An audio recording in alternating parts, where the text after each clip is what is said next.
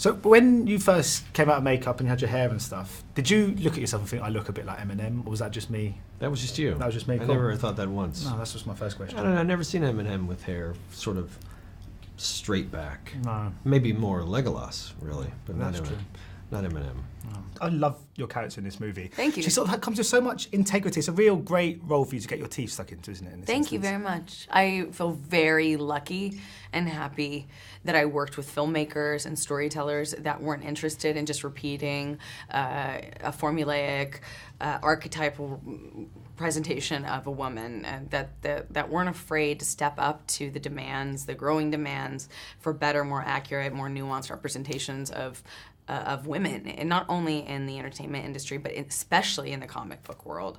I feel very, very lucky that I'm surrounded by a team that sought to protect the integrity of her strength and a nuance, frankly. She's not a damsel in distress, is she? No, not at all. I mean, it's kind of funny because Mira's not a damsel in distress, it's like, no, why? But why would she be? And it's because that's normally how they're represented. And women in general are relegated to these reactionary postures and these positions that are limited and two-dimensional and hypersexualized, and that's it. That's all they get. And it doesn't represent to me it's not an accurate representation of the female experience by any means, where half the population is going, where is a representation of us and all of our strengths and weaknesses and flaws and complexity? And I'm really, really, really lucky I got a chance to play this part because Mira is her own superhero. She has her own name. One of the things that really grabbed me about this was the kind of tone of it. It managed to be what all really, I think, great superhero movies are. That kind of to be funny and be witty, and at the same time never compromise on the kind of severity of the narrative or the stakes. How difficult is it getting that balance just right? Because obviously we've seen other sort of comic book movies struggle to do it, but this one really manages to nail it. Yeah, it's definitely it is that fine line that I have to kind of walk that tightrope of it is the source material is very colorful and very quirky and full of weird and wonderful sort of characters and creatures and stuff like that, but at the same time it does deal with things like the environment. It deals with themes of family and coming of age and stuff like that, and so it's about finding that right balance, and I think it is. It can be tricky, but I think it was one that was worth kind of really sort of focusing on. I just interviewed James, and obviously, I mean, you guys have worked together on several occasions. He had so many lovely things to say about you. You'll find none of that. But what is it about James that keeps drawing you back into his projects? I mean, the easy answer is I have fun. I mean, sometimes it's really that simple. I think we have it's been that unusual situation where both your movies you have a great experience doing it, they're good, they work, they do well. I mean, I think that's part of the equation. Although I think if and I just believe in the guy that he can do any genre. So, and I think he also likes to push me. I think it's that you find your comfort zone with someone, and then you want to push them into maybe places they haven't gone before, and he certainly does that with me. So, and the older I get, honestly, I just like to work with people that I like. So there's that. I've noticed a real change, but from within the industry, have you noticed that we are finally making movements, particularly in this genre? Because obviously Wonder Woman, then there's Captain Marvel, and then there was the Wasp, obviously, in Ant-Man as well. I mean, it feels like we are seeing more nuanced, sort of layered female roles in this now. I mean, does it feel like something is finally changing? I think it's great that we're having these conversations, and I feel incredibly lucky to be part of a movie that it wasn't interested in maintaining the status quo by representing a woman in some boring two-dimensional way, but that sought to also challenge the archetype for the man as well. Great that I have strength and that she's empowered and she has a sense of agency. But they also allowed for Jason Momoa's character to present not just the, hyper-masculine how he presents on surface and just leave him to that. He's also complex and nuanced. He's layered in a sense that they also allow, despite his masculine affect, for vulnerability, for sensitivity, for an awareness of my emotional well-being, insecurity. I love that they didn't relegate any of our characters to an archetype. You must have had so much fun playing around with the look of this, and what was it like getting that exact right aesthetic? Yeah, I had so much fun designing the visuals of this film. I think that was the best part about making this movie is very early on creating the worlds. I've been wanting to make one of these sort of world creation movies for a while, and this project really allowed me that opportunity to design something that was a bit unique, a bit out of the box, and something that we haven't quite seen before. And going to this, I just know that Atlantis needs to be vibrant, full of life, and just kind of embrace the world that it's from. But at the same time, I feel like, because I'm playing in this massive sort of oceanic world, and we all know the ocean can be wondrous and magical, but it can also be scary as well. And so there are other aspects of it that allows me to kind of dig into my horror roots and make parts of the movie just, a little bit scary. Yeah. One of the things I really loved about it, it's so easy to write off villains in superhero movies as being the villain, but actually it's such a very complex character, isn't it? And I actually find that there was some stuff he would say and stuff, you can almost find reasons in it. And I was wondering, as an actor, when you almost find reasons, I find lots of reasons. But I mean, how important is it for you when playing a role like this that you can understand their motives and you can find empathy? You do, yeah. And I see what you're saying. You have to, again, you don't have to like him or dislike him, but you have to care. You have to understand where they're coming from, even if it's absurd, even if it's which it's not here. It's very real here for him. Oceans have been polluted and he's been destroyed by the surface world, and he's going to do something about it. I mean, period.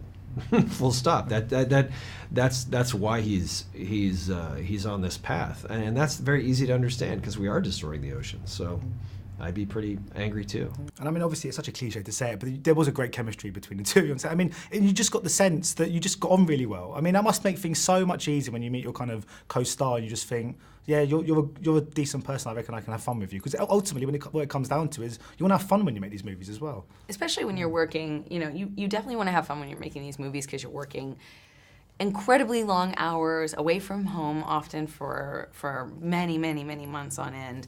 And I was lucky that I got to know him a bit in Justice League when we were filming that. Even though I just worked for a short amount of time, I was there for a very long time in training. And this movie took a long time to film, so I'm especially grateful that I have a co-star like Jason. We just get along really well. It's really easy with him. Yeah. Now, the only downside is the amount of wine that went to waste in that scene in Sicily. All that wine, that great red wine that just... I know, I don't like seeing red wine go to waste, ever. Yesterday I interviewed Stephen Lang and Hugo Weaving, who both play villains a lot and are really good at it as well. Hugo Weaving. I was going to ask him to do it, I said. I bowled it. And we were talking about how playing sort of villains in films can be quite a cathartic experience, because in some ways you get to access sort of inner emotions and sides to you that we all kind of have, but we're taught not to bring out in real life. Did you find that? I always find that. I love playing guys that are rough around the edges, that have a darkness in them. It's probably why I gravitated towards some horror movies as well. I like that. I've always been fascinated by sort of the violence of men, of people, but specifically of man. So of men, what's inside you? Because I think we do all have that, and it's just different characters bring that out. So that's always fun, and it is cathartic. It's very, I live a pretty easygoing, mild-mannered life, and I'm a pretty simple guy with my wife and my kids and my animals and living my life. So when I get to work, I like to stretch out a little bit. And thanks to you, we keep seeing Patrick Wilson in fantastic roles. So what is it about him that you just... Because, I mean, I think he's a fantastic actor. But you obviously you've worked together on several occasions. Yeah, what is it about him that keeps drawing you back? Well, for the very thing that you just said, he's an amazing actor. He's fantastic, and he's just such a cool guy to work with.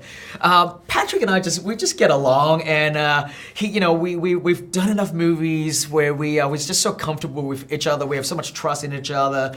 that he knows I'm gonna look after him, and he's gonna try things with me and do things for me that I would ask for, and I don't have to kind of like explain or tell him twice why I'm trying to do this really weird, bizarre things.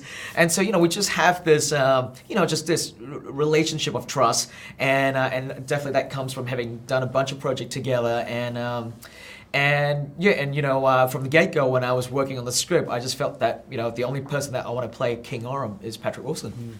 And when you mentioned obviously horror movies, and one of the character of Ed Warren is one that you've returned to before. But why do we want to keep returning? Because I mean, I'm a huge fan of the whole kind of Conjuring franchise, and it's really taken off in a way that I guess sometimes you can never predict.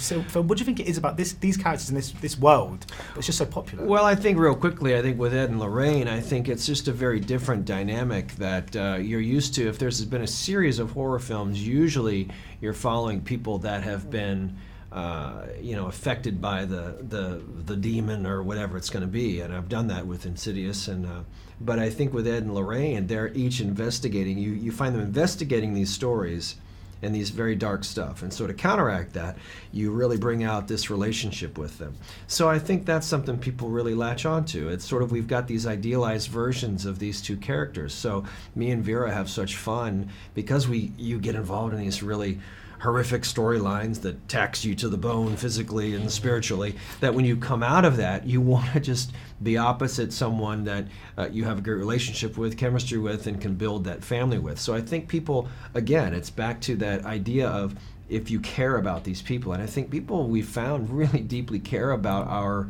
Ed and Lorraine Warren, so you want to see them help other people and see them help each other. So I think we'll keep coming back to that as long as they work. I bloody love the Warrens. I love them. Anyway, a slightly less expected addition to the cast was Julie Andrews. How did that all come about? Well, I knew going into it that the all-powerful Karathan creature was someone that I wanted to be female and British, and so you kind of you go through the list and just going through all these great names, and when Julie's name came up, I was like, oh my God, that would be incredible if I could get Julie for this.